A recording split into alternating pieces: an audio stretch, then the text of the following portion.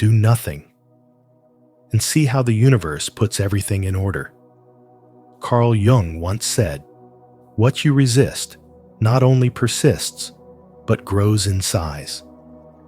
In a world that constantly tells us to hustle, achieve, and push harder, it feels almost radical to consider that true transformation begins in stillness. But what if the very act of doing nothing is the secret key to allowing the universe to align everything for you?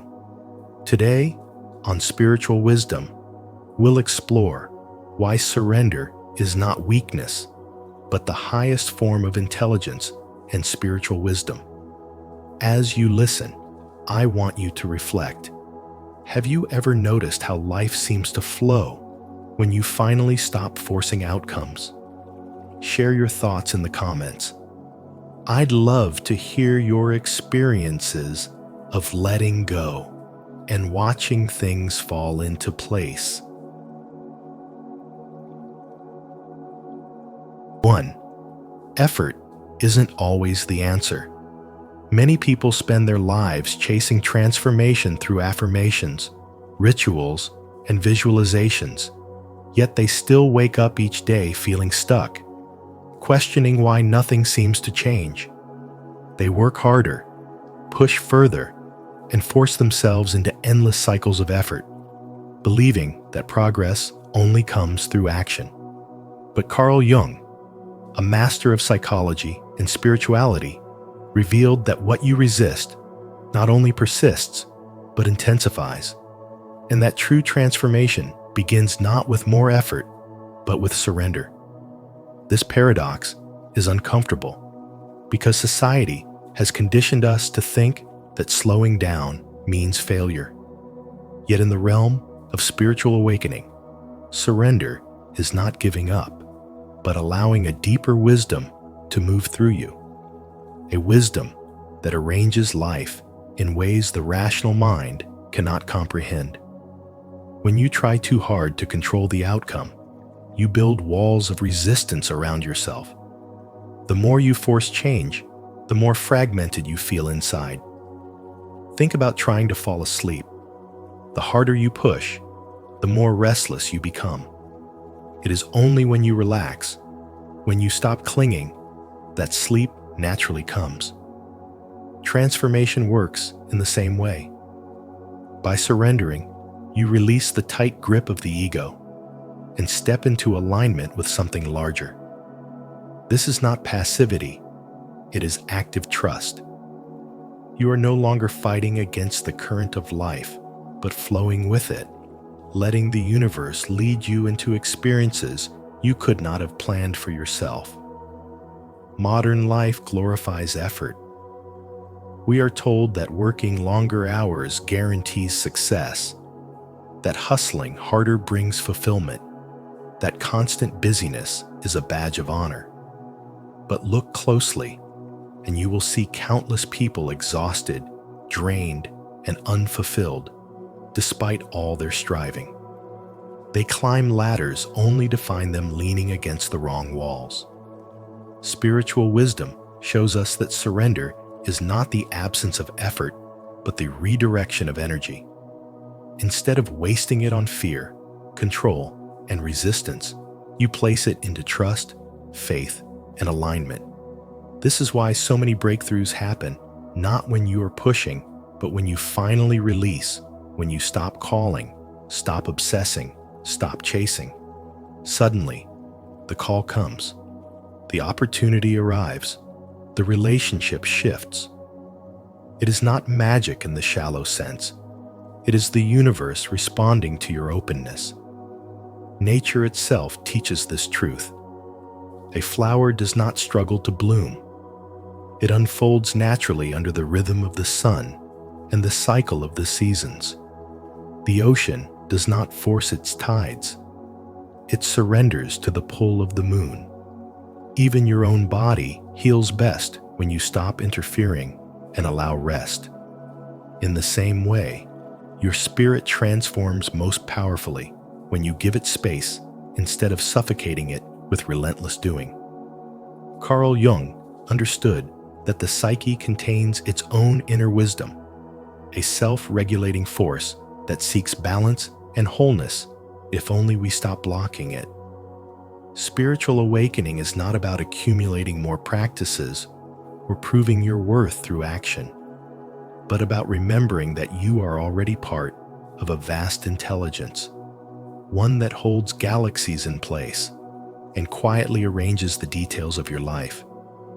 In relationships, careers, and personal growth, this principle is alive.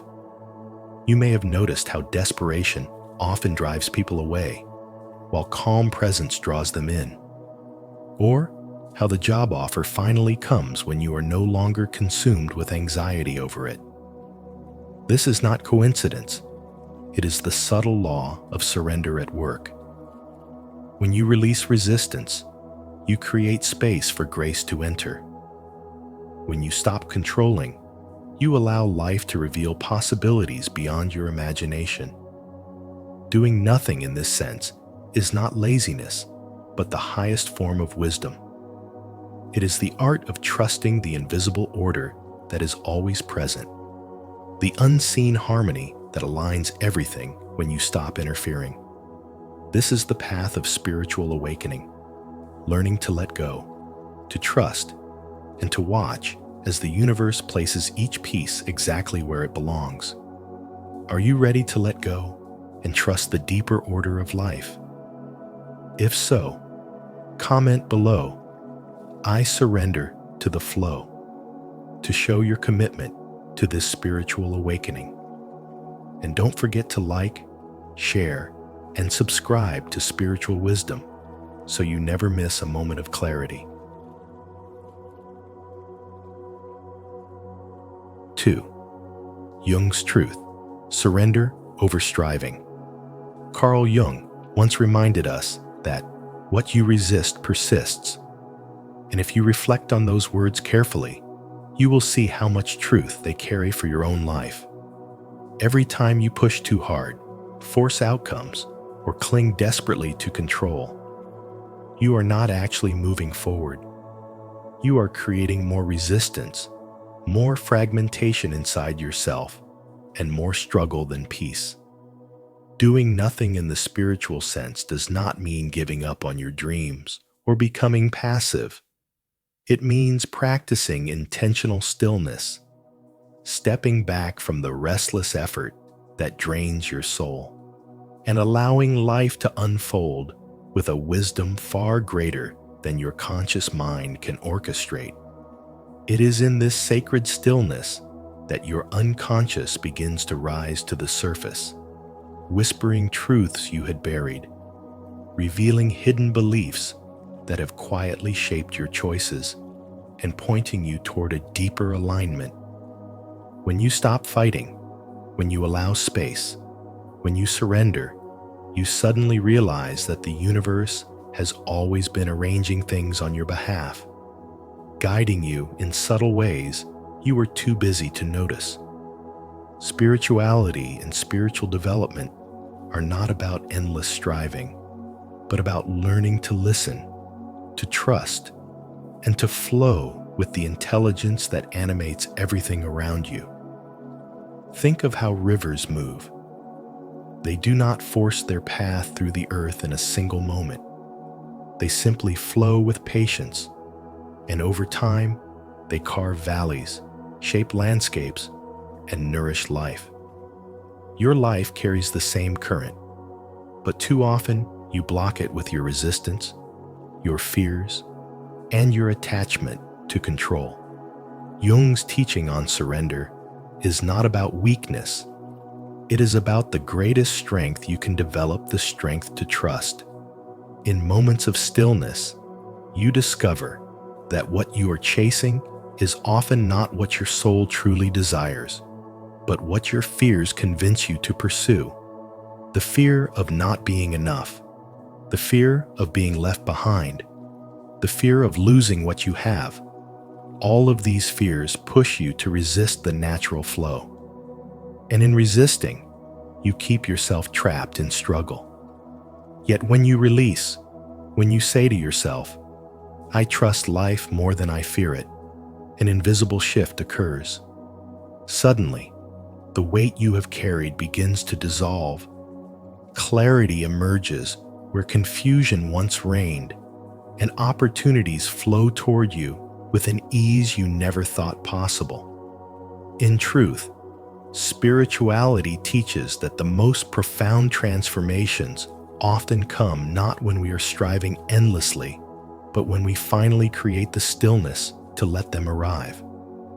This is why doing nothing can be the most powerful action you take. It is not laziness, but presence. It is not passivity, but faith. It is a sacred invitation for life itself to reveal its order without your interference. If you look back, you may notice that many of the best things that have happened to you, chance encounters, unexpected breakthroughs, and sudden clarity arrived not through forcing, but through surrender. They came when you released control, when you stopped fighting, when you opened your heart to something larger than your own plans. This is the secret Jung wanted us to understand. Striving is not the path to wholeness, surrender is. And so, in your own journey of spiritual development, ask yourself with honesty, where are you still forcing, and where can you begin to let go? Can you trust that the timing of your life is not a mistake, that the universe is wiser than your fears, and that the silence you run from may in fact hold the answers you need? If you can practice this surrender, even for a few moments each day, you will see that doing nothing is not empty. It is full. It is full of insight, of peace, of guidance, and of a quiet power that allows everything to fall into place exactly as it should. If you're ready to stop forcing and start flowing, comment below, I am in the flow of abundance. Let the universe take the lead. 3. Energy speaks louder than words. You say you want abundance, yet you carry the energy of scarcity. You speak of love, yet deep inside you fear rejection. The universe doesn't follow your words, it follows your vibration. It listens not to what you say, but to what you feel, to what you believe when no one is watching. That is why, no matter how many affirmations you chant, if the core of your being whispers, I'm not enough, the universe will mirror that exact frequency. Carl Jung once said, until you make the unconscious conscious, it will direct your life and you will call it fate. Your life is not responding to your surface voice, it's responding to your shadow. True spiritual wisdom begins the moment you stop performing for the universe and start being honest with yourself. Doing nothing doesn't mean apathy, it means presence. It means no longer trying to micromanage what is divinely orchestrated. It means stepping back, observing the energy within, and daring to ask, what part of me still believes I'm not already whole? The intelligence of the universe is not manipulated by your hustle. It is activated by your alignment. When your energy is at war with your desire, you create resistance. But when your energy rests in truth, even silence becomes a magnet. This is not about passive waiting. It is about intelligent surrender. A kind of spiritual awakening where you stop fighting your own reflection and start becoming the version of you that is already free. You don't need to chase what's meant for you. You need to clear the noise that keeps you from receiving it. Spiritual alignment is not loud, it's quiet. It's not forceful, it's still. It's the kind of quiet confidence that knows, if I align my energy, I don't have to beg for what is mine. And the more you try to force, the more it fractures. Because what you resist persists. The moment you stop obsessing over the how, you create space for the now. That's when the universe finally has room to move. That's when everything starts to fall into place, not because you pushed harder, but because you let go smarter. In that letting go, you finally tune your frequency to the reality that already exists for you. Like a radio station always broadcasting, abundance, love, peace, they've always been there. You just needed to adjust your inner dial. That's the intelligence the universe responds to. Not your perfection, but your presence. Not your performance, but your energy. And the most powerful energy of all is truth. The kind that doesn't need to prove, fix, or grasp, only to trust, to feel, and to be. Leave a like and subscribe to Spiritual Wisdom, and turn on the notification bell so you never miss insights like this. Energy speaks louder than words type in the comments. I deserve to live a financially prosperous life. If you're ready to let your presence do the talking and attract abundance effortlessly. 4. Doing nothing as radical trust. Stillness is not the absence of progress, but the presence of deep alignment with a higher order.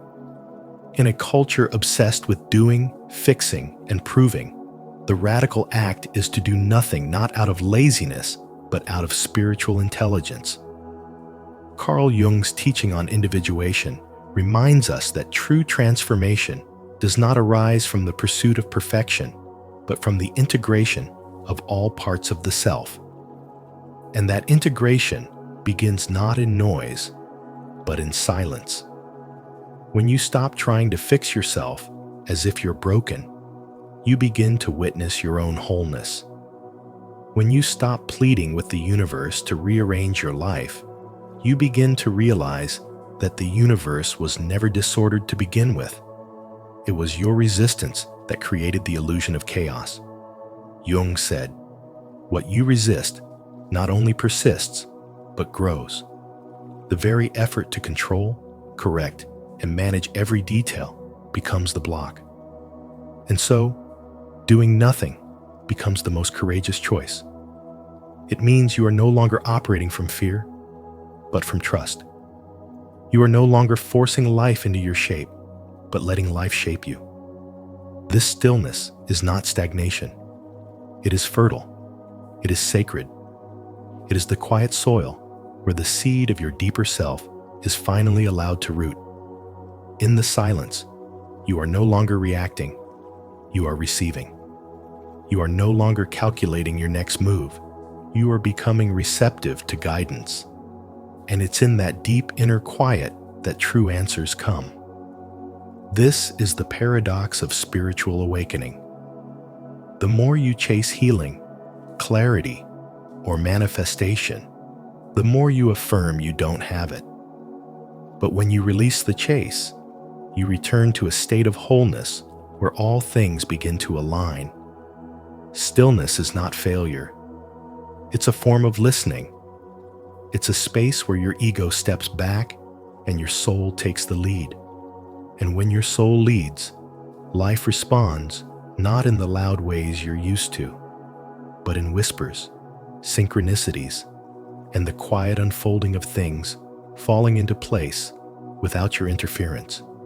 Modern life will tell you that you're wasting time if you're not constantly doing, producing, or planning. But real power moves in silence. Real healing doesn't scream. It settles into your bones when you're not looking. When you let go of the compulsive need to act, you start to see how everything is already working on your behalf. This is not about passivity. It's about energetic clarity. It's about choosing alignment over effort. When you truly embody the energy of trust, the universe mirrors it back. You'll find that doors open without knocking, people appear without searching, and situations resolve without controlling. Stillness becomes your superpower. Doing nothing becomes your way of saying, I trust that I am enough. I trust that I am guided.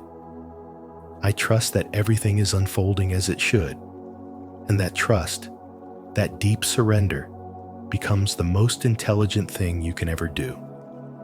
Do you believe in the power of radical trust? If you do, boldly declare it in the comments.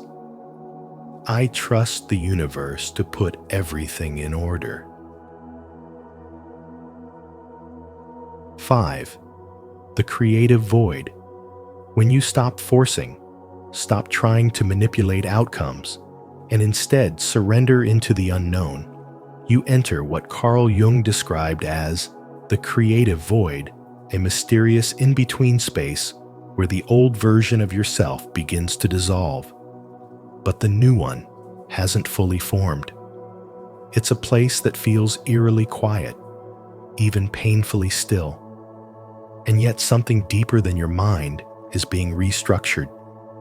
On the outside, it may appear that nothing is happening, but beneath the silence, your nervous system is resetting, your energy is rebalancing, and your soul is quietly aligning with the frequency of your next chapter. This is the essence of spiritual development.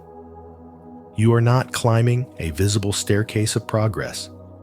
You are being transformed in ways your intellect cannot yet comprehend. In this space, effort does not equal growth, presence does. Stillness becomes your teacher, and surrender becomes your path. It's uncomfortable because you've been conditioned to believe that only action produces change, that doing more will bring you closer to healing, success, clarity. But in the spiritual realm, the opposite is often true. What you resist not only persists, Jung reminds us, but grows in size. The harder you push against the void, the longer you delay the miracles that require your stillness to arrive. The truth is, this sacred pause is not passive. It is alive. It is intelligent. It is divine choreography working beyond your conscious control. The universe is not punishing you with stillness. It is preparing you. It is not withholding answers. It is rearranging the entire landscape of your being so you can receive what truly belongs to your soul, not your ego. And while your logical mind may crave certainty, your spirit is learning to trust without proof, to listen without noise, to expand without movement. This is the real inner work that leads to profound spiritual awakening. What most people call stagnation is actually gestation. Just like a seed underground shows no signs of growth until it's ready to burst through the surface, your transformation is unfolding invisibly until the divine timing is right. The creative void is the womb of all becoming. It is the fertile silence where destiny writes itself without your interference. This is the moment when doing nothing becomes the most powerful action. You are not being lazy. You are becoming magnetic. You are not being still. You are being rewired. And you are not falling behind. You are being positioned. Every quiet breath you take in this space is healing your past, resetting your nervous system, and expanding your energetic field to hold more truth, more wisdom, more clarity. This is what spirituality demands, not more doing, but deeper being. Not performance, but presence. Not control, but trust. And if you can stay in the void without running back to your old patterns, without rushing to fill the silence, without needing to be seen or validated, then the universe will show you what happens when you no longer chase alignment, but allow it to find you. Because sometimes the most intelligent thing you can do for your soul's evolution is to stop everything and just let yourself be rearranged in silence. 6. Wholeness is remembered, not earned. Healing, love, and clarity are not distant treasures to be earned through effort, but sacred elements already embedded in your being. Carl Jung, the father of analytical psychology, once said, "Who looks outside, dreams. Who looks inside, awakens." And in those words lies a deep spiritual wisdom, the reminder that you are not broken, not behind, not lost. You are simply remembering. In a world obsessed with fixing, healing, and improving, doing nothing is not failure, it is faith.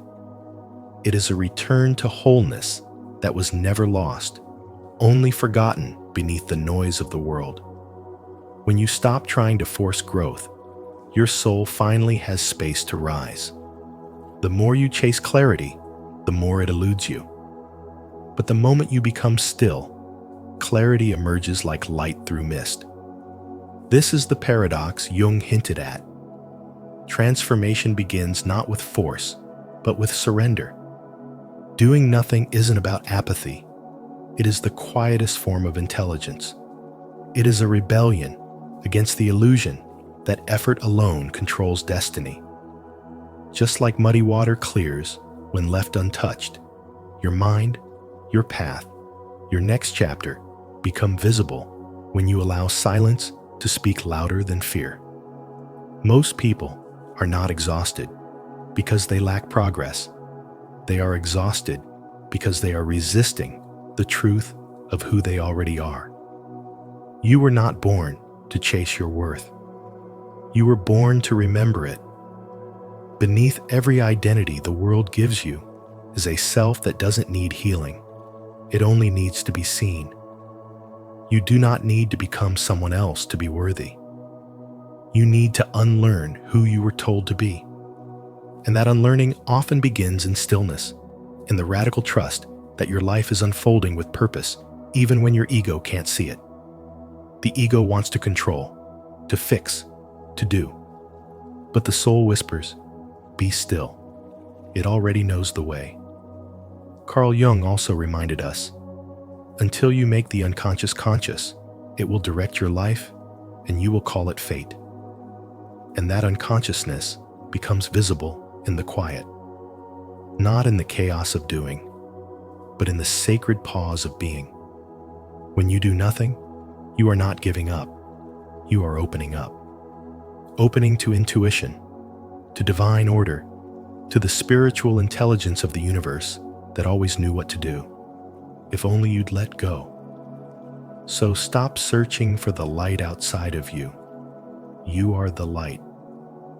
And sometimes, the bravest thing you can do is to stop running, stop fixing, stop forcing, and simply let yourself remember that truth. 7. The ultimate lesson. True alignment begins not through striving or micromanaging life's details, but by allowing space for the universe to do what it does best: respond to the energy you carry in silence. Carl Jung once said, "What you resist persists." This is not just a psychological truth, it is a spiritual law.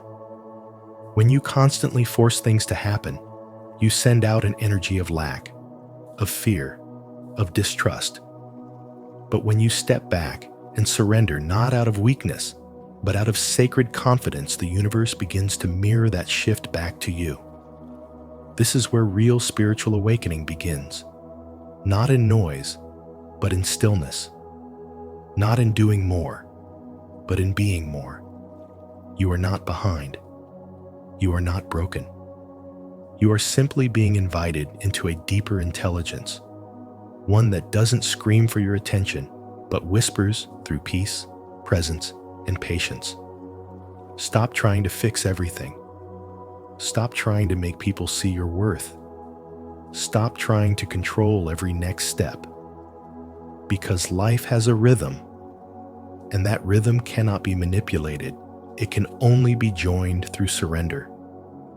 When you choose stillness over struggle, the people and situations that are no longer in harmony with your soul begin to fall away. And what is meant for you, authentic love, deep purpose, divine opportunity, rises to meet you without force. This is not passive. This is the highest form of spiritual action. Letting go of the illusion that you need to chase, push, or prove. The universe rearranges itself around your clarity. Your silence becomes a statement. Your non-reaction becomes a vibration of power. Your willingness to pause becomes the portal through which miracles enter. Jung's insight reminds us that transformation is not something we chase, it's something we allow. And when we allow it, we stop swimming upstream and begin to float in the divine current that knows the way far better than our anxious minds ever could. As you stand in spiritual wisdom, knowing that your energy speaks louder than words or plans, you start to attract from a place of truth rather than performance. This is how the unconscious becomes conscious when you stop projecting your fears and instead embody trust. Your stillness is not stagnation. It is sacred recalibration. It is where your worth is remembered, not earned. And from that space, the universe, like water finding its level, puts everything back in order. And so, perhaps the greatest paradox of life is that when you stop forcing outcomes and simply allow yourself to be, the universe quietly rearranges everything on your behalf. The order you've been seeking comes not from endless striving, but from trust, patience, and surrender. If this message resonates with you, let it be a reminder that sometimes doing nothing is the most powerful action of all. Before you go, don't forget to like, share, and subscribe to Spiritual Wisdom. And make sure to turn on the notification bell so you won't miss our upcoming videos filled with insights that can transform your journey.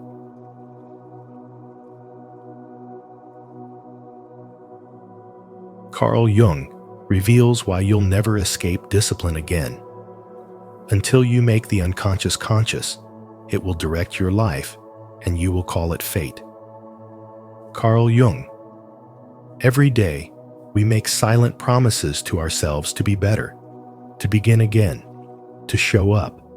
But if those promises dissolve by morning, it's not because you're lazy. It's because a deeper part of you has been abandoned.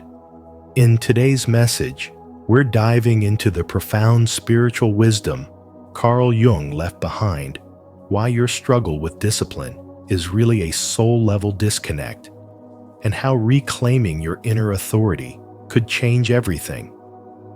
What if discipline isn't punishment, but a pathway home to your most authentic self?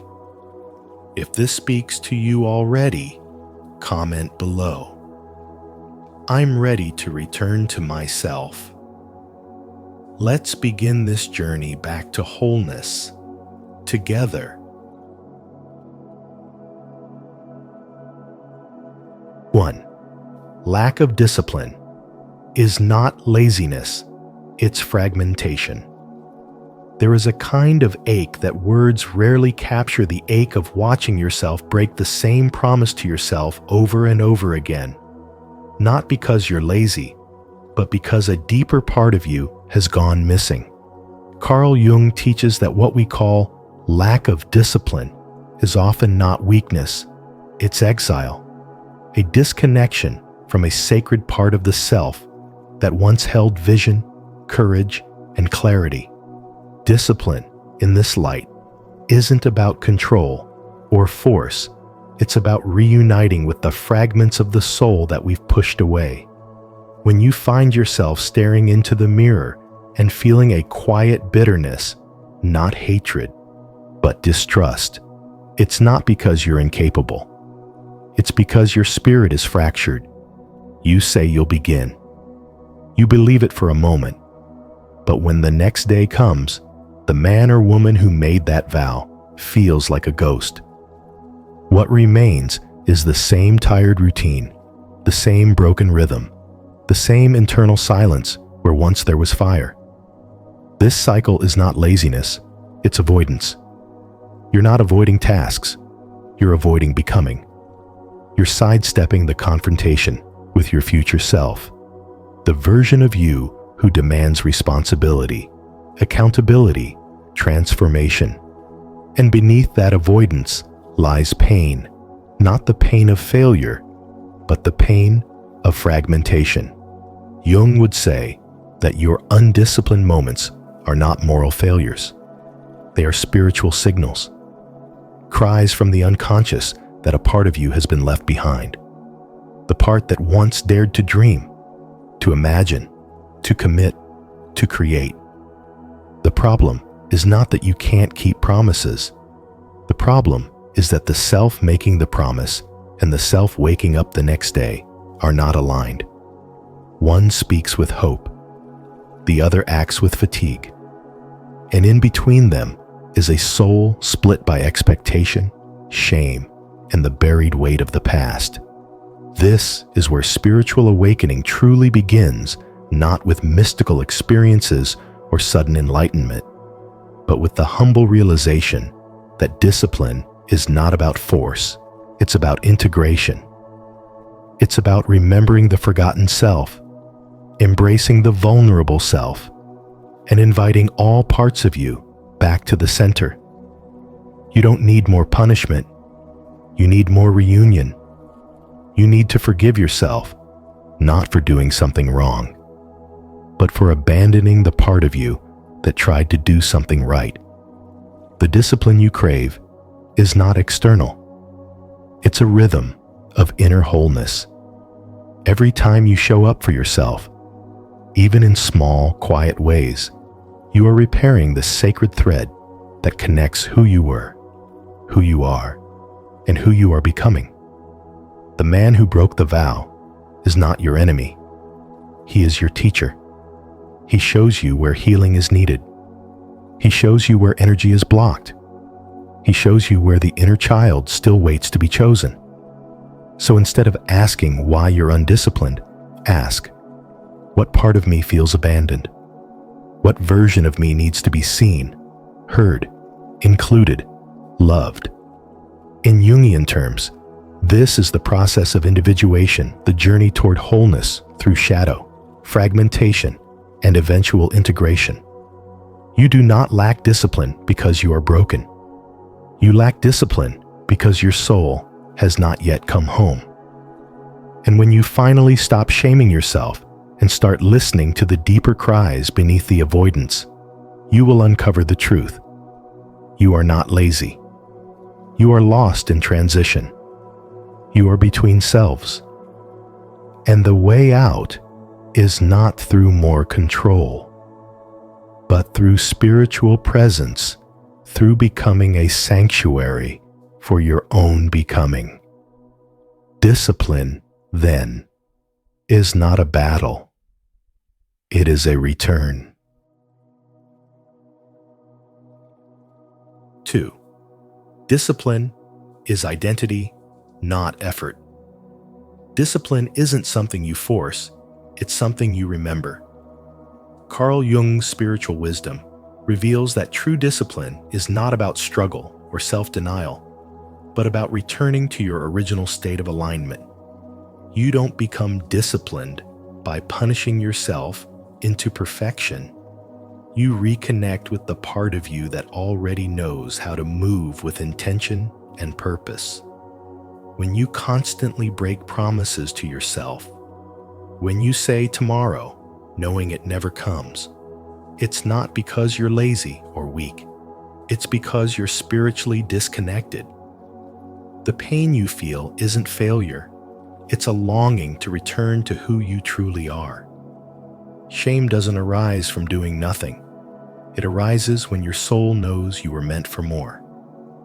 And that shame, that tension, is not there to destroy you. It's there to wake you up. Jung believed that people avoid becoming themselves, not because they fear the work, but because they've forgotten the power already within them. That's why discipline, when rooted in spirituality, becomes effortless. It's not about grinding harder. It's about falling into rhythm with your soul's natural cadence. When you do that, habits no longer feel like cages. They feel like devotion. You don't need to force yourself to change. You need to remember who you are underneath the noise. The man or woman you're trying to become is not far away. They're already within you, waiting for the alignment to begin. Spiritual development is the process of shedding everything that was never you, so the disciplined, grounded, powerful version of yourself can rise. The longer you operate from disconnection, the more discipline feels like punishment. But the moment you reclaim your identity, when your values, actions, and inner truth align, discipline becomes peace. The goal isn't to control yourself through fear. It's to honor yourself through truth. You don't need more pressure. You need more presence. Look at your routines not as checklists of achievement, but as rituals of remembrance. This is how spiritual awakening transforms discipline from a burden into a sacred act. It is not about self-denial. It is about self-devotion. You're not trying to fix a broken version of yourself. You're learning how to listen to the part of you that never left, the part that never gave up, the part that's still waiting for you to come back. Discipline isn't effort, it's identity. And when you walk in your truth, you won't have to force anything ever again. Have you ever realized that discipline isn't about effort, but about identity? If this message resonates with you, comment below. I choose to embody discipline. And if you're just beginning this journey, comment, I will show up for myself, so we can grow together, step by step.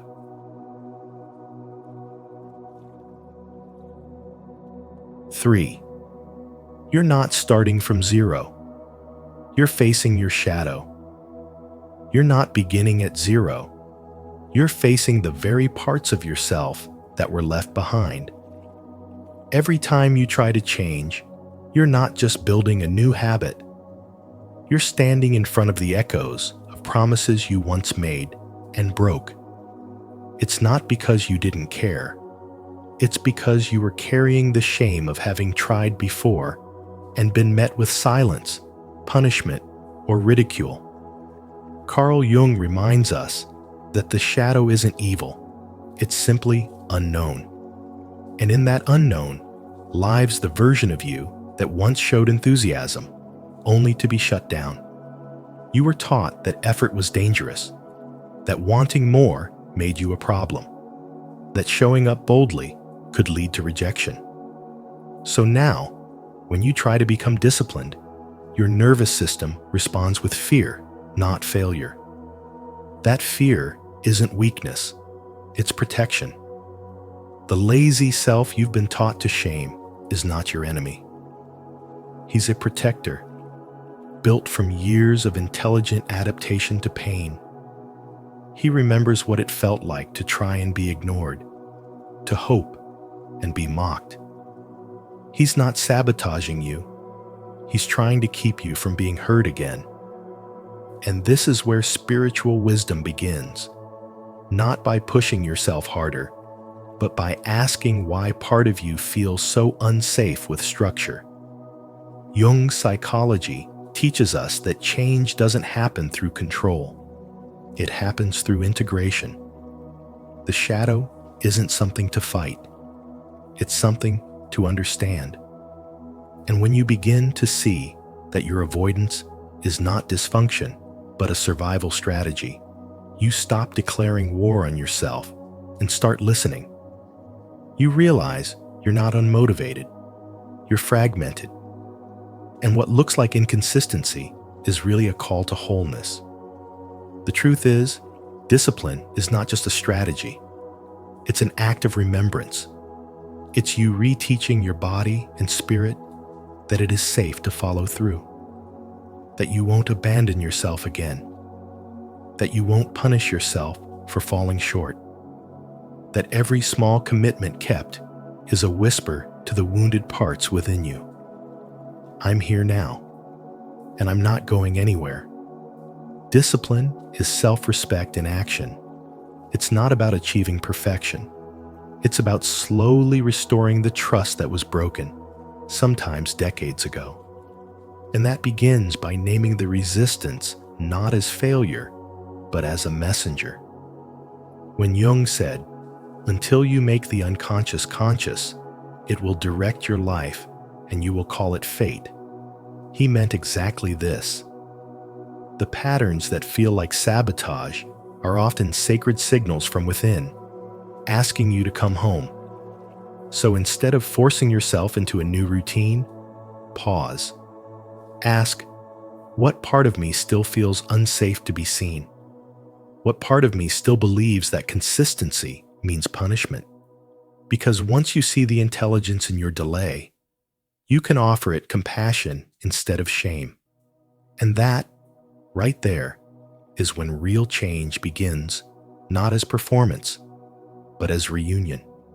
If this message helped you face your own shadow with clarity, don't hesitate to like, subscribe, and share your thoughts in the comments below.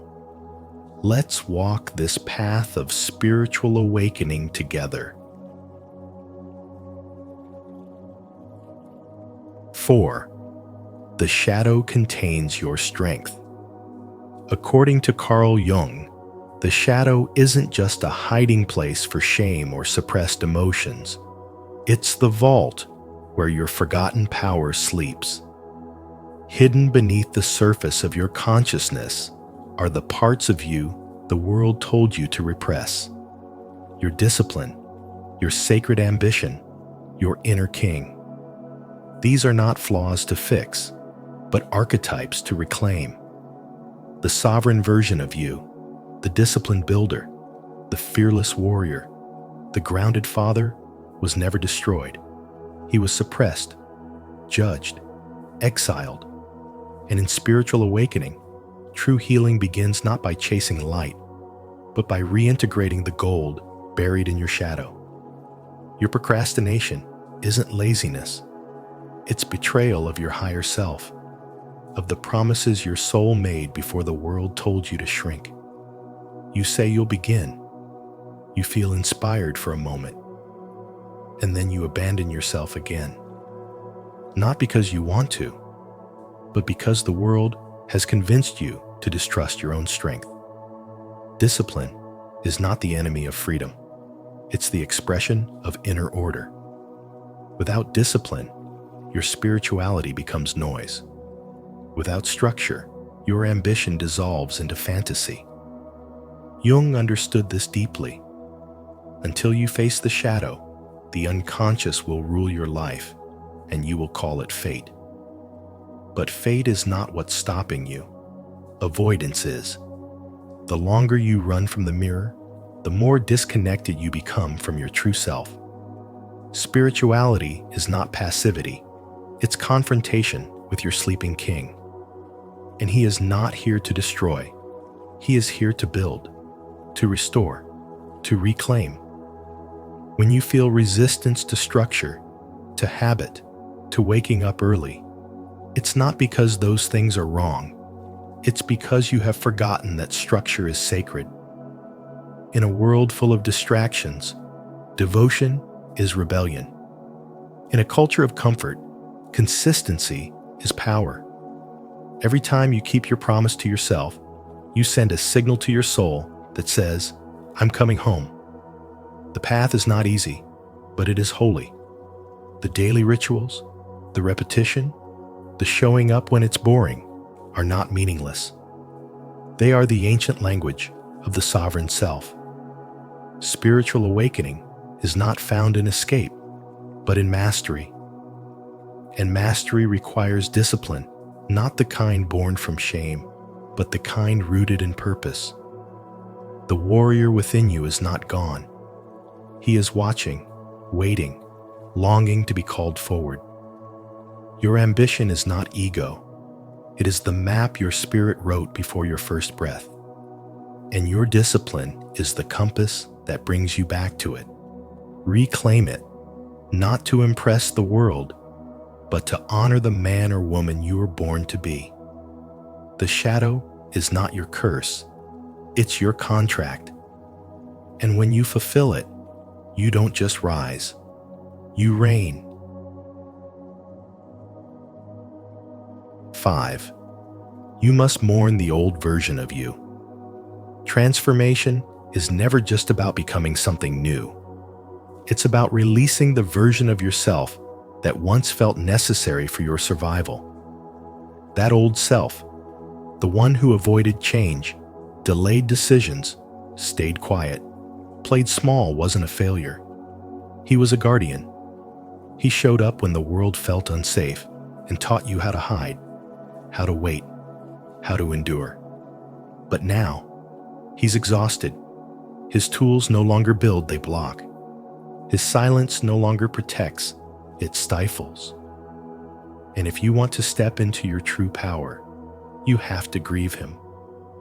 Carl Jung reminds us that nothing changes until it becomes conscious. And what's unconscious in so many of us is this deep loyalty to an identity we've outgrown. Spirituality calls us not just to awaken, but to release. And in that release, we mourn not with shame, but with reverence. You cannot create while clinging to the part of you that only knows how to cope. You cannot lead while dragging along the version of yourself that was too afraid to be seen. Mourning is not weakness. It is the bridge between who you were and who you're meant to become. Discipline, then, is not just routine, it's resurrection. It's choosing to move even when your past self whispers that it's safer to stay still. It's building momentum when the echo of your former fear tries to freeze you. In spiritual development, energy must be reclaimed from the past to fuel your future. Every time you hesitate, it's often the old self begging to be remembered. But honoring him doesn't mean keeping him. It means saying, "Thank you for what you've done, but I don't need you anymore." This is the sacred threshold where real change begins, not with willpower alone, but with spiritual clarity. You begin to act, not because you hate who you were, but because you finally love who you're becoming. The shame fades because it no longer serves a purpose. The discipline no longer feels like force. It feels like devotion. You stop recycling the same emotional survival loops and instead invest in growth, in intention, in presence. That's what Carl Jung meant when he spoke of integration, not denying the past self, but absorbing its lessons without letting it control the narrative. When you stop identifying with the one who only survived, you open space for the one who is here to build, to speak, to lead, and to embody purpose with clarity and direction. The most powerful shift in your spiritual awakening is realizing that you're not stuck. You're still holding on. And once you let go, once you mourn with compassion instead of resistance, everything you've been waiting to create begins to flow, not because the conditions have changed, but because you finally have. Do you feel the old you slipping away? If you're ready to honor your growth and embrace who you're becoming, declare it in the comments. I release the old me. I rise in spiritual wisdom. Don't forget to like, subscribe, and share your journey below. 6. Discipline is a sacred ritual. not a grind. Discipline is not a punishment. It is the sacred rhythm of returning to your true self. When you stop seeing it as force and start recognizing it as ritual, everything changes. You're not grinding, you're remembering. Carl Jung taught that unless we bring our unconscious into the light, it will rule our lives without us even knowing. Discipline is how we bring it to light. It's how we take back authorship of our story. Every small act of consistency, a morning routine, an evening reflection, a conscious breath in chaos, is a declaration of identity. It quietly says, "This is who I am." The power isn't in the intensity, it's in the repetition. You don't have to do it all at once. You just have to do it again and again. That's where the transformation lives. Most people think discipline is about control, but it's actually about freedom. You don't discipline yourself because you hate who you are. You do it because you remember who you're becoming. You choose silence instead of reaction. You choose presence instead of distraction. You choose the long game. And those choices, though small, build the architecture of a free and powerful mind. This is not about ego. It's about spiritual intelligence, knowing how to align with your highest self again and again, even when no one is watching. Jung understood that chaos isn't always loud. It often lives quietly in the soul that lacks rhythm. That's why discipline matters. It gives your energy direction. It gives your heart a home. You are not weak for struggling with consistency. You are human. And your healing begins the moment you stop shaming yourself and start honoring the sacred invitation of structure. Your soul craves rhythm. Your body thrives on trust. And trust is built through promises kept. Discipline, in its highest form, is love in action. It is the soul remembering its path home. You are not meant to feel imprisoned by your practices. You are meant to feel empowered by them. Your rituals are the reminders that you are not lost. You are being sculpted. You are being softened. You are being returned to yourself, one choice at a time. 7. You are always disciplined. The question is, to what? You are always disciplined. The real question is, to what? Some are disciplined to distraction, endlessly checking notifications before their own needs. Others are disciplined to self-doubt, rehearsing every failure in their mind while ignoring every quiet victory of growth. Still others are disciplined to fear, avoiding the unknown instead of embracing the challenge of becoming. But few are truly disciplined to evolution, to spiritual awakening, to the unfolding of their highest potential. Carl Jung once said, "Until you make the unconscious conscious, it will direct your life, and you will call it fate." Discipline is not simply about waking up early or sticking to routines. It is a deep, spiritual relationship with time. Every moment you procrastinate sends a message to the universe. I don't honor this moment. And time, like an intelligent mirror, responds accordingly. You begin to lose synchronicities, momentum, even fragments of your identity, not because you're incapable, but because your energy is scattered. Real discipline is sacred. It's a quiet commitment to becoming someone your future self would trust. It's the decision to keep promises to yourself, even when no one is watching. You are not undisciplined. You are simply loyal to things that drain your spirit. What if your devotion to avoidance was redirected to transformation? What if you gave the same consistency to healing, to learning, to showing up for your purpose as you give to delay.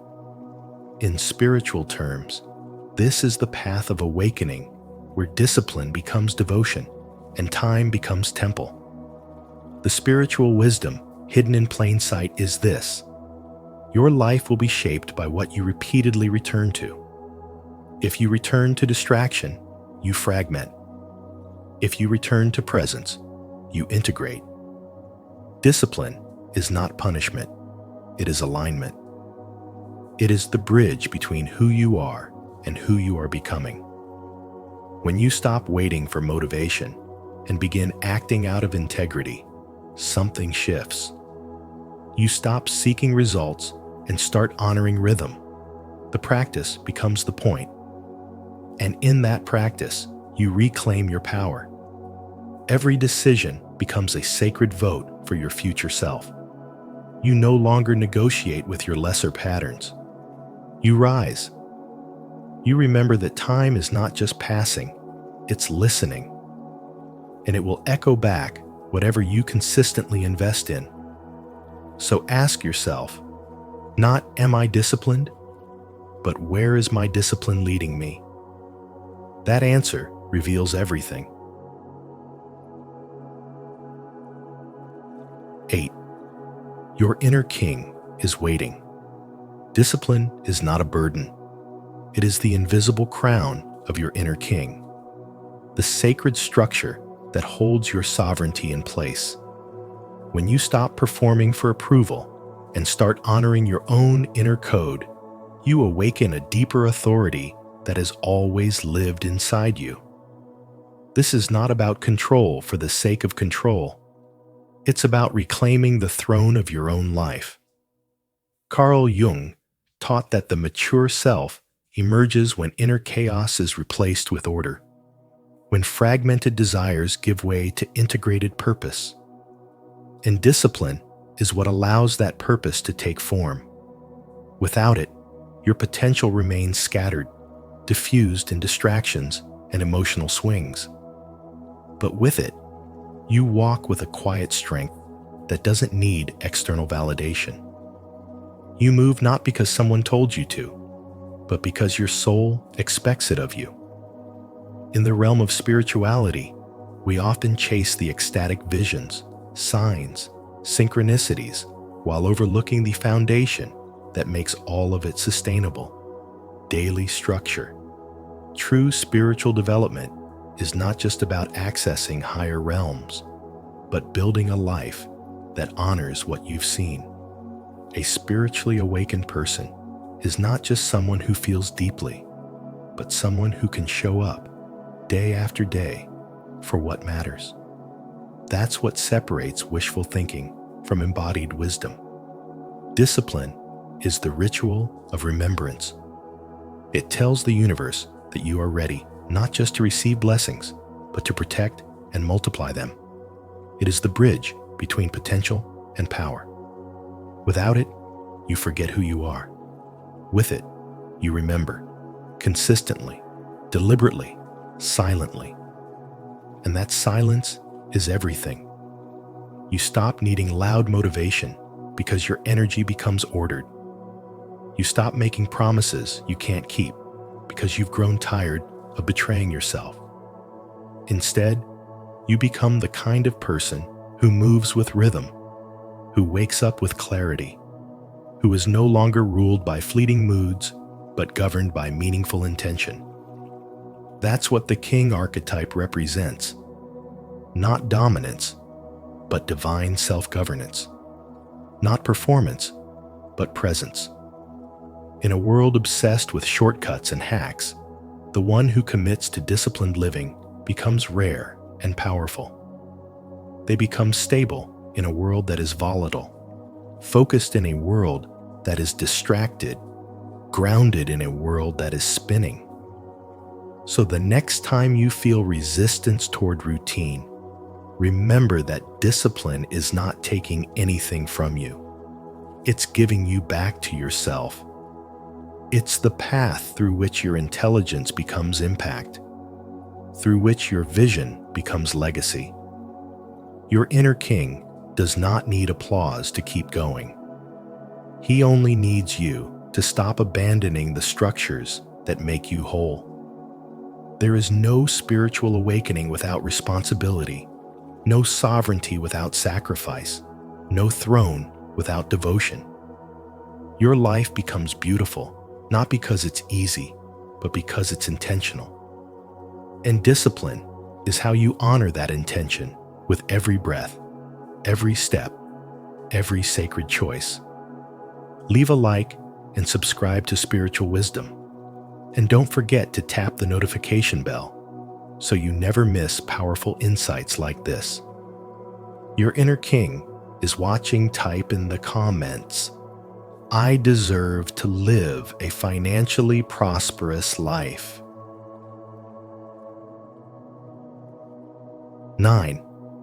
Discipline is how you heal, not punish. Discipline is not punishment. It's the purest form of self-respect. It is how you heal what chaos once broke, how you protect what you've rebuilt, and how you return to yourself after years of living disconnected. Carl Jung believed that individuation, the process of becoming whole, could not happen without discipline, because discipline forces you to confront every part of yourself: the strong, the wounded, the forgotten, and the exiled. This isn't about hating who you've been. It's about remembering who you truly are underneath the noise, the coping, and the avoidance. Your lack of discipline isn't proof that you're weak. It's evidence that a part of you has been waiting for reconnection. That undisciplined self isn't lazy. It's unheard, unseen, and longing to be led. Discipline is the bridge that reunites you with your purpose, your integrity, and your spiritual intelligence. Real strength doesn't scream. It shows up daily, silently, faithfully. You don't need hype. You need truth, structure, and self-honor. You don't need another dopamine hit or quick win. You need sacred repetition. The world tells you to chase passion, but Carl Jung knew the soul needs something deeper: alignment. And alignment is built through small, consistent choices that no one applauds. True spiritual wisdom is when you do what is right, not what is easy. When you keep the promise you made to yourself, even when the motivation fades. There is a sacred kind of power in walking away from distractions, not because you're being restricted, but because you're being refined. Every time you honor your word, you are rewiring your nervous system, cleansing your energy field, and reestablishing trust with your inner being. Discipline is the inner architect of transformation. It reshapes your identity not by force, but through presence. Each decision to delay gratification, to embrace stillness, or to resist temptation is not suppression, it is elevation. It's how you show your shadow that it doesn't need to be feared or buried. It can be integrated, guided, and eventually transformed. The ego craves comfort, but the soul craves clarity, and discipline is the compass that leads you there. When you begin to choose what feeds your future over what feeds your feelings, you become spiritually mature. You are no longer swayed by emotions alone. You are led by vision, by wisdom, by sacred intention. There comes a moment when the most spiritual thing you can do is follow through. When discipline becomes your prayer, your meditation, your offering, not because you're trying to be perfect, but because you are done betraying yourself. Carl Jung once said, "You are what you do, not what you say you'll do." Discipline makes sure that the version of you with dreams and the version of you with habits are finally the same person. And that is how healing becomes your lifestyle. That is how you escape the loop, not by force, but by alignment. Not through shame, but through remembrance. not with ego, but with intelligence, not through fear, but with spiritual wisdom. 10. Now is the initiation. You don't need to be ready. You need to begin. Readiness is often just fear in disguise, another delay tactic dressed as preparation. The truth is, life doesn't wait for your perfection. It responds to your initiation. The moment you stop striving to become someone and start acting as though you already are that version, something remarkable happens. Your identity and your life begin to align. When you choose to embody the discipline of your future self now, not out of force, but from deep self-respect, you begin to return home to the person you were always meant to be. This is not about pretending, it's about remembering. As Carl Jung taught, we meet ourselves time and again in 1,000 disguises on the path of life. The version of you that has been exiled by doubt, laziness, and excuses is not gone. It's waiting for your signal to return, and the signal is action. Bold, imperfect, aligned action. Discipline in this light is no longer about punishment or sacrifice. It becomes devotion. It becomes the structure that holds your truth. You show up because that's who you are, not because you're forcing yourself to become someone else. You don't meditate because you're trying to be spiritual. You meditate because you are spiritual. You don't eat well, move your body, or keep promises to prove anything you do because the awakened version of you simply wouldn't live any other way. In spiritual awakening, discipline is not a cage, it is the key. It frees you from the cycle of self-abandonment. Every time you do what you said you would do, you reinforce the message. I am someone I can trust. And trust is the soil where all transformation grows. This is not motivation. This is identity. The man who used to break his word dies here. The woman who used to wait until Monday begins today. The soul who once hesitated now knows that hesitation is the enemy of embodiment. And as your actions begin to match your highest self-image, the universe shifts. Not because the world changes, but because you do. You are no longer looking for external permission to act. You are no longer asking for proof that you're ready. You are living from the inside out. And this is where spirituality meets strength, when your values are not just ideas, but daily rituals. When your energy is not scattered, but sacred. When your inner world is not chaotic, but coherent. This is how you honor your path. This is how you return to yourself. And in that return, discipline will no longer feel like effort. It will feel like home. And if today's message stirred something within you, hold on to it. Discipline isn't just about willpower. It's about coming home to your true self. Carl Jung showed us that when we avoid discipline, we're not lazy, we're lost. But now, you've seen the path back to yourself. If this video brought you clarity or sparked a deeper understanding of your journey, help us grow this space of spiritual wisdom. Like the video, share it with someone who needs to hear it. Subscribe to the Spiritual Wisdom channel.